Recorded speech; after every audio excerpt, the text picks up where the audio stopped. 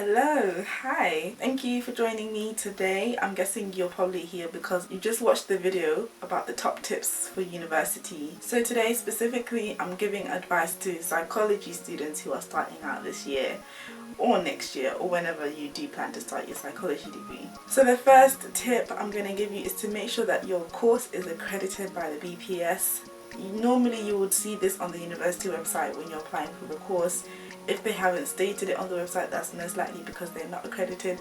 If you're not sure, you can always check on the website or ask the university. If you've already started the course, you're 1 year in, you're 2 years in, and you're maybe about to graduate and you realise the course is not accredited, it's not the end of the world. You can still get your accreditation after the course. Of course, it's going to take a bit longer. I will have a video about how to get your accreditation in the future. If you're doing psychology with the hopes of getting into counselling, clinical psychology or research of some sort, or if you're planning on going into a psychology master's, I would highly recommend that you ask your lecturer if they are conducting any research and if you can be their research assistant on a volunteering basis. I remember that I was a research assistant for one of my lecturers when I was at uni. There was a lot of competition to get that role, but I got it and another girl got it, and I was able to put it on my CV to help me get other psychology jobs. So that's something I would highly recommend, especially if you're going into research or if you are planning on going into psychology masters. Having this on your CV would look really good, so try and do that. The job will probably only last a few months. It's worth asking any of your lecturers because a lot of them are doing research on the side. They're not just lecturing full time. Another big piece of advice I would give is on your summer holidays, try to do some volunteering. If you know the career that you want to go into, maybe see if you can shadow somebody who's already in that career and gain some experience and learn from it, so that when you finish and you are going either straight into work or your masters, you've got experience which improves your chance of getting the job or getting accepted onto your master's course. If you can do placement alongside your studies, let's say you're not in uni a lot, you can do placement along the way, or if you can do volunteering once a week during your time at uni, not just the summer holidays, that would probably help you a hell of a lot. And it will help you also decide if this is something that you actually want to do. Let's say you do shadow the job and you do the volunteering and you realise you don't like it, then you at least know that this is not the career for me, or this is not the masters for me that I want to go into one day. Then at least you've already got that experience and you already know before it's too late. So I would highly recommend that as well. So that's something I wish I had done in my time, but I didn't. While you're on your course, you can become a member of the BPS as a student member. There is a fee, I can't remember exactly how much. I think you can pay annually.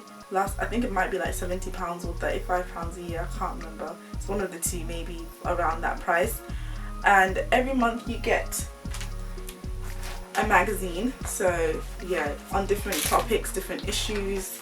And I mean, I'm not the biggest reader of these magazines, I can't lie. I've got so many because I simply haven't read all of them, but they do seem quite interesting.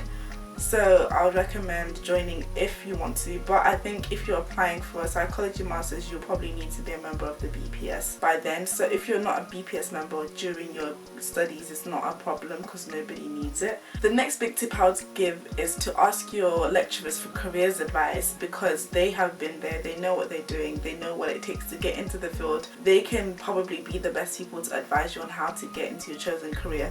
So maybe you have a lecturer who does counselling or a lecturer who does a module on clinical counselling. Go to them. If you want to be a clinical counsellor, go to your lecturer who does clinical counselling lectures. Ask them how they got into the field, ask them what they would advise you to do, maybe where you can volunteer, where you can do placement, maybe they can recommend you for placement. Ask them if you can do research for them. They are probably the best people to go to, and I can only hope that they are nice, welcoming people who are happy to give advice, because some lecturers are just not. They act like they hate students and they hate their job, so not everyone is open and welcoming, but if they are, ask them as many questions as you can think of and let them guide you, and then that way at least you know whether you can do it, whether you're willing to, and whether you know this is for you. And if you're doing psychology, there's a good chance you're going to be using a software known as SPSS, and I think another one which I can't remember the name of. But if you can, look ahead, read ahead on YouTube, on TikTok, about people explaining how it works, so that when you start, you're already 2-3 steps ahead of everybody else and you can kind of get onto it really easily and you already know what to do. So I'd highly recommend looking up SPSS, maybe buying a book or watching tutorials and practicing how to use it yourself, so that by the time you start doing your research in uni, you already know how to use it, because yeah, it does take a bit of getting your head around, but it's not the hardest thing in the world. The last thing I would say is, this is not really advice, but it's just a heads up that in first year, I believe my exams were all multiple choice. In second year, I believe we had 2 essays or something, a few essays and multiple choice.